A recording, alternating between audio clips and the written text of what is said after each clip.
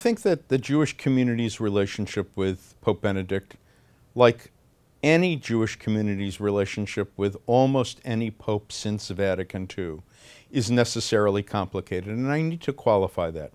Vatican II was an enormous sea change in relations. Pre-Vatican II, I think it's fair to say that the Roman Catholic Church and Jews viewed one another as enemies, and now we view one another as friends. The change is just astonishing. Anyone who knows Jewish history, anyone who knows church history, can't help but realize that we have been living now in these last decades in a halcyon era where Jews and Catholics get along incredibly well. That means that by and large, I would even go so far as to say 98% of the time, things between the church and the synagogue are great. And then there's the 2% of things that aren't great. So there will be, as Cardinal Dolan once aptly called it, a dialogue of grievance. Jews like to kvetch, and we have what to kvetch about. But in the grand scheme of things, that's pretty much what it is. We're kvetching about small things that we would like to be otherwise. We would like a prayer to sound this way and not that way. We would like this guy who the Pope is trying to rehabilitate to stay far away because we don't like what he says about Jews or about the Holocaust. Those are reasonable complaints. But by and large, in the overarching history of Jewish-Catholic relations, we are in a place where, God willing, we will stay there for another millennium because we have good relations with the Church, and that's something we should always appreciate.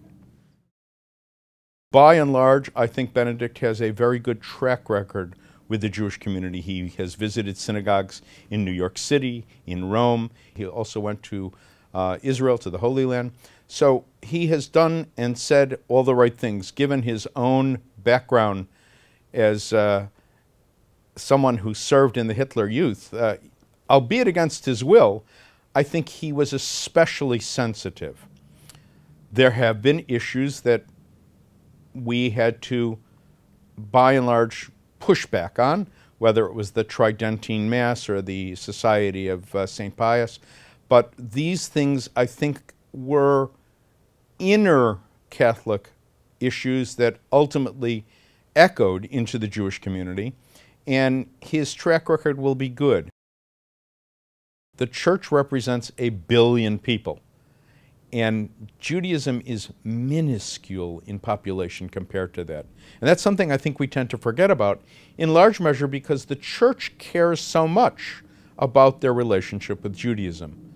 But as long as that care is in the forefront, and as long as the Church cares that it be a positive relationship, I'm happy with whatever the future of the Church will be, and will continue to work, as I have in the past, with the Vatican, with the hierarchy, with people here in the United States, the U.S. Conference of Catholic Bishops, to continue to foster good relations.